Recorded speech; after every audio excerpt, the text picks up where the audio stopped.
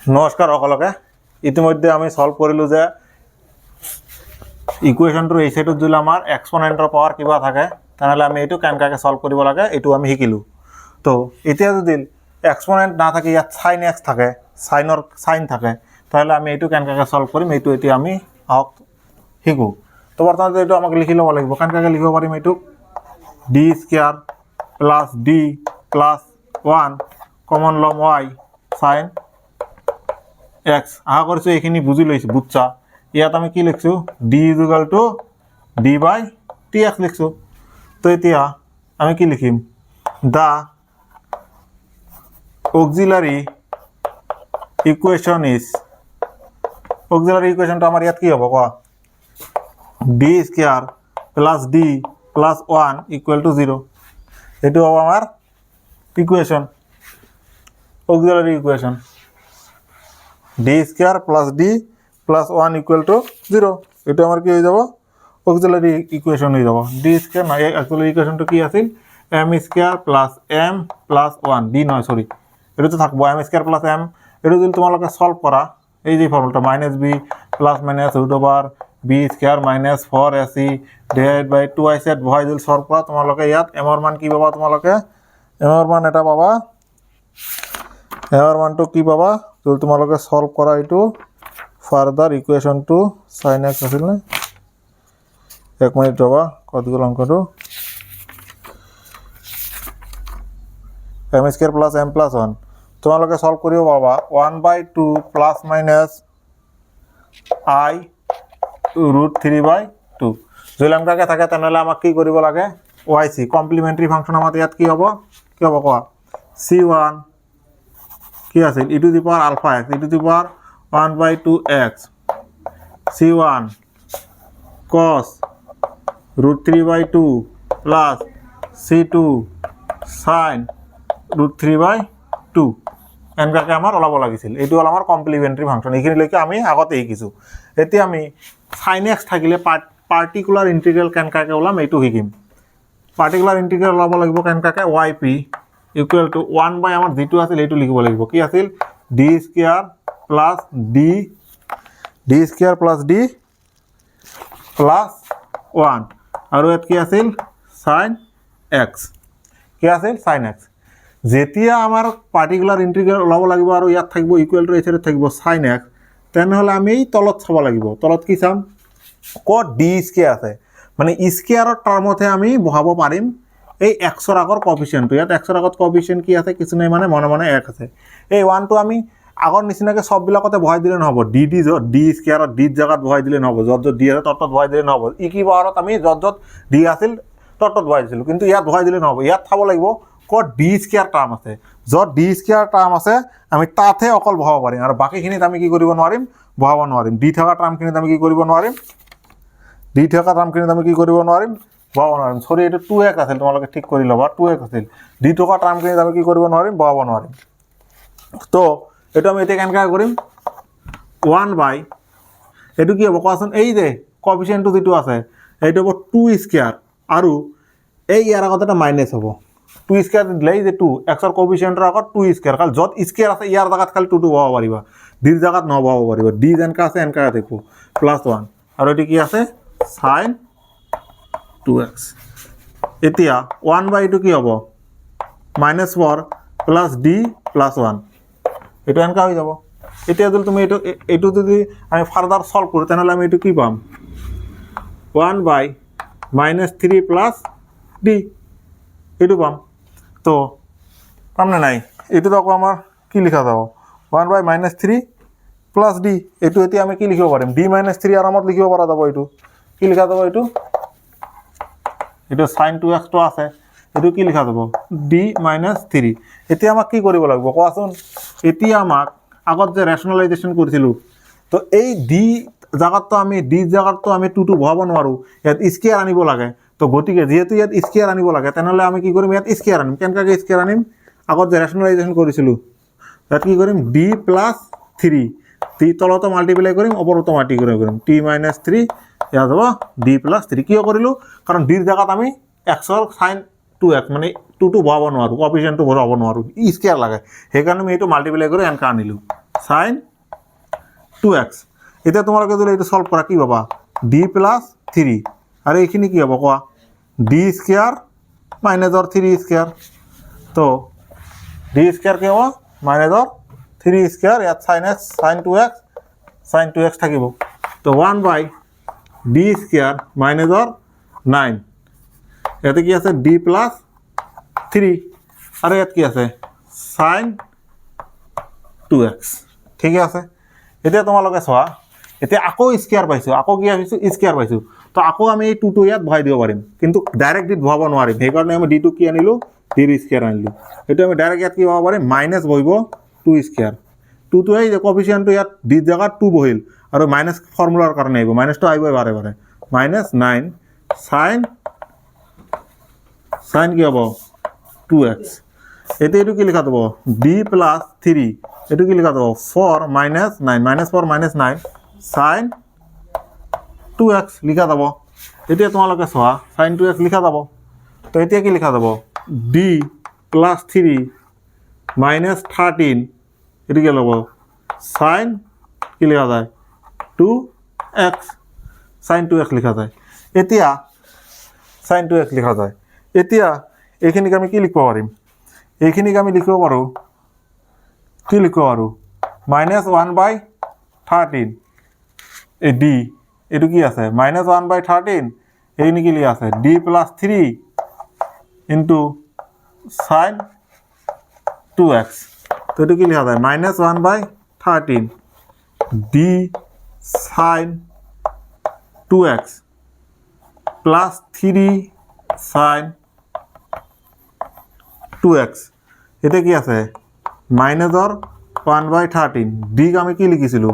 d/dx প্রথমতে ধরিলো let d sin 2x plus 3 sin 2x আরে এটা বুঝি পাওয়া নাই d যে ধরিলো d/dx এইখানে ইয়াত পড়ি করে দিছো এতিয়া এটা যদি আমি ফার্দার সলভ করু আর যদি সলভ করু এখানে কি পাম কোয়া -1/13 d/dx sin x মানে কি হবে sin x ক যদি তোমালোকে ইন্টিগ্রেশন করা কি পায় sin x ক যদি আমরা ইন্টিগ্রেশন করু কি পাম cos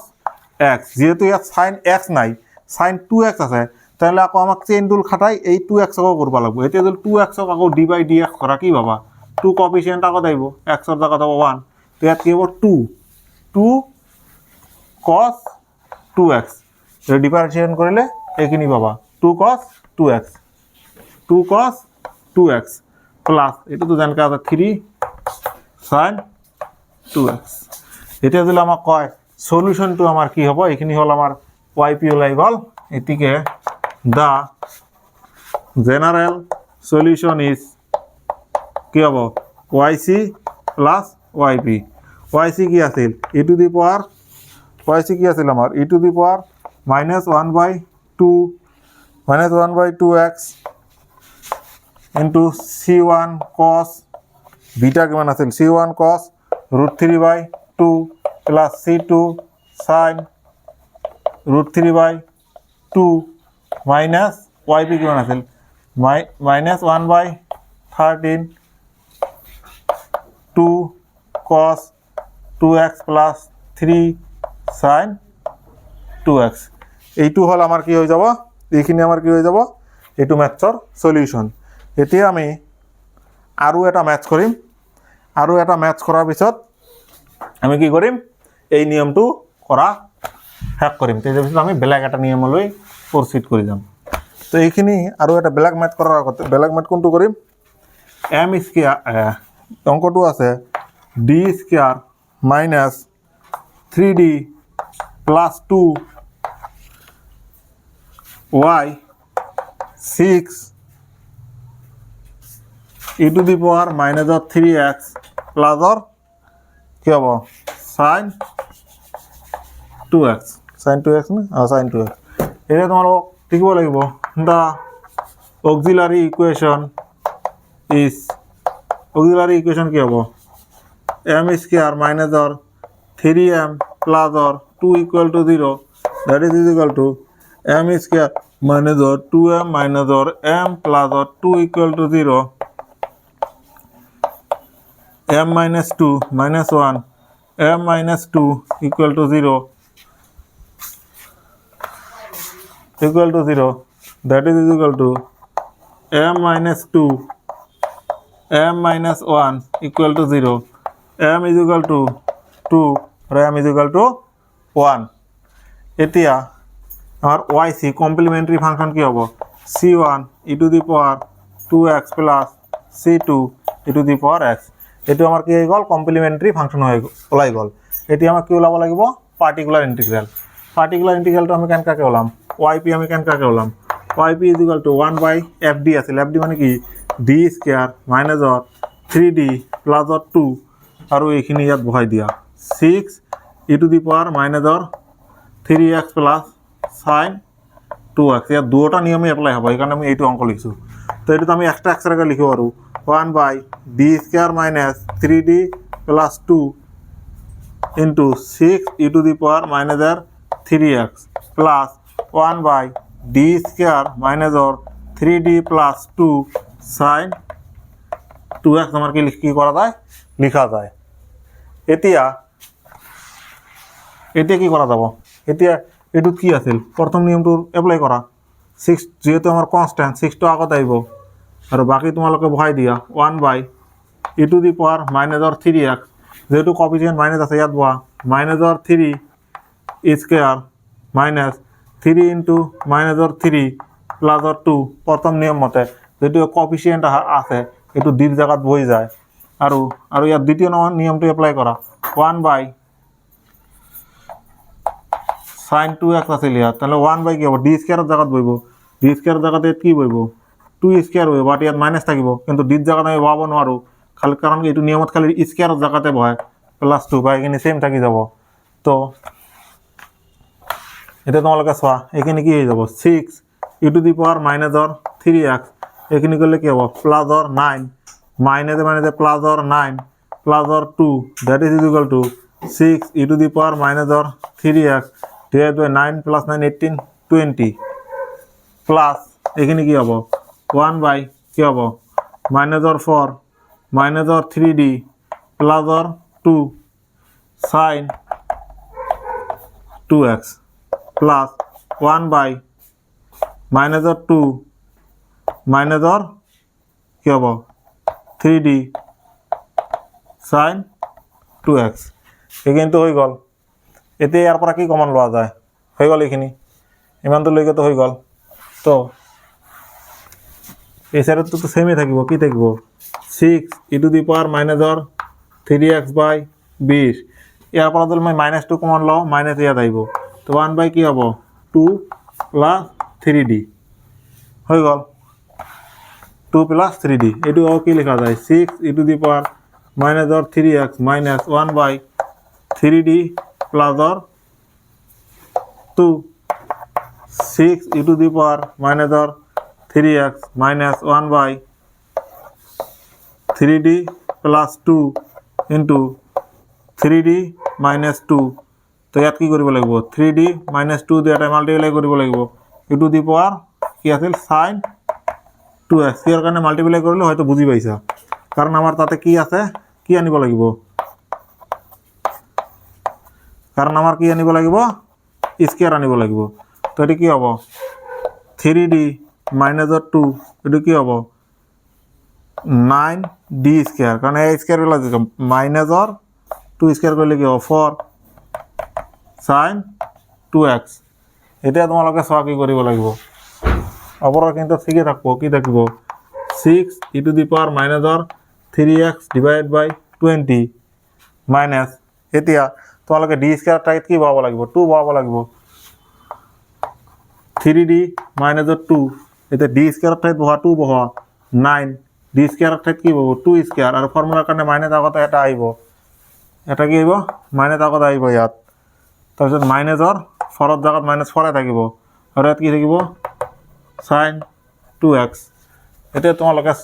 কৰি যাবা কি হ'ব 6 e to the power minus or 3x divided by 20 minus 3d minus or 2 minus or 9 into 4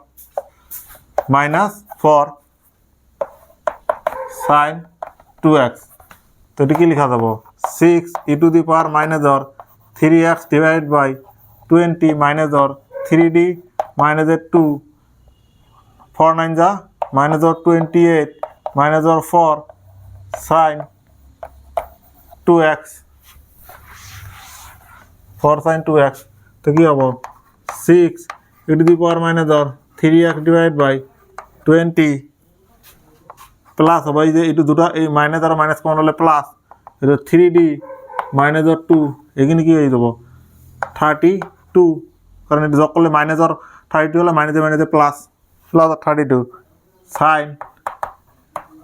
2x। এটা কি করা যাব এই কিন্তু সেম থাকবো 6 U to the power minus আর 3x প্লাস কি লেখা যায় এখানে 1/32 1/32 কি লেখা যায় 3d sign 2x minus 2 sign 2x হাই লিখিলো এই 3 ইয়ার লগত মাল্টিপ্লাই হয়ে আছে 3 2 এই আনকাকে আছে সাইন 2 ইয়ার লগত মাল্টিপ্লাই হয়ে আছে ইয়ার 2 লগত মাল্টিপ্লাই হয়ে আছে এই কারণে আনকাকে লেখা যায় তাহলে কি লেখা যাব divide by 20 6 e to the power minus অর 3x ডিভাইড বাই 20 প্লাস 1/32 এতিয়া 3d 3d মানে কি আছিল d বাই dx d মানে কি আছিল d বাই dx কি আছিল d জায়গা লেখা যায় d বাই dx sin 2x minus 2 sin 2x। এতিয়া কি হ'ব ইয়াত কি লিখা যাব আকৌ 6 e to the power minus অর 3x ডিভাইড বাই 20 প্লাস 1/32 এটা যদি ইন্টিগ্রেশন করা 3 এটা d বাই dx মানে কি হবে cos 2x 2 টো আকৌ বাইরে যাইব ইন্টিগ্রেশন করলে 2x করলে 2 বাইরে যাইব তো এটা কি হয়ে যাব 3 2 যা 6 মাইনাস অর 2 sin 2x। এটাই কি হয়ে যাব আমার এটা হয়ে যাব আমার কি হয়ে যাব এটা হয়ে যাব আমার পার্টিকুলার ইন্টিগ্রাল। এক মিনিট রবা অ্যানসার তো সাই দিয়েছো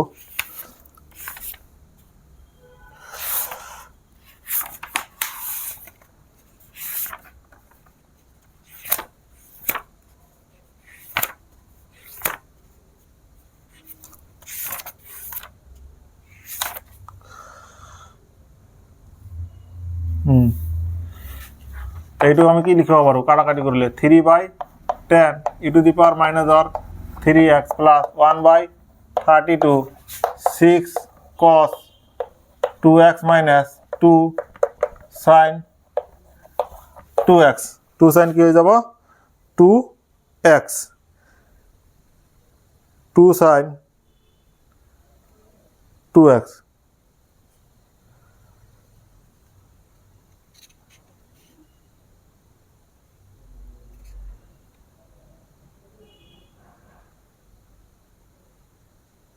to sine 2x equal to क्या हम 3/10 प्लस 1/40 चुआ इतना 1/32 नहय 1/40 हम किहर कारण 1/40 हम मैं तुम्हारा কৈ आसो मैं जो लिखिसिलो कत कि होसिल आमार कि ओलाइसिल 9d स्क्वायर माइनस और 4 तुम कि लिखिसिलो 9 माइनस हम इतना माइनस d स्क्वायर करले 2 स्क्वायर करले आमार कि हय माइनस और 4 माइनस और 9 4 माइनस और 4 এই দুটো বলবে sin 36 না লিখে মই 9 4 দা 28 লিখছিলু 9 4 দা 28 ন হয় 9 4 দা 36 মাইনাস আর মাইনাস আর 4 এটি কি হবে মাইনাস আর 40 তো এই কারণে এই বিলাকত কি হবে আর মাইনাসে মাইনাসে প্লাস হয়ে যাব তো এটো প্লাস 40 হয়ে যাব এটো কি হয়ে যাব 40 হয়ে যাব তোমালোকে এটো ঠিক কৰি লবা আমাৰ ক্যালকুলেট মাল্টিপ্লাই কৰতে ভুল হইছে তাহা কৰিছে তোমালোকে এটো ঠিক কৰি লবা। और ये कि लिखा जाए 6 cos 2x माइनस और 2 sin 2x 2 sin 2x तो ये कि लिखा था तो 3/10 e to the power 3/10 e to the power minus और 3x e to the power minus और 3x प्लस यार पर 2 कमन जाए तब कि हम कम काटाकाटी 1/20 तार थकिब कि 3 cos 2x माइनस और 2 तो ना 2 तो कमन लैसु sin 2x এদিকে জেনারেল সলিউশন কি হ'ব দ্য জেনারেল সলিউশন ইজ কি হ'ব the general solution is YC plus YP এই যে এইটো আমি YP পালোঁ এতিয়া তোমালোকে YCটো ইয়াত লিখি দিবা প্লাছ চিন দি আৰু YPটো লিখি দিবা এইটো আমাৰ কি হৈ যাব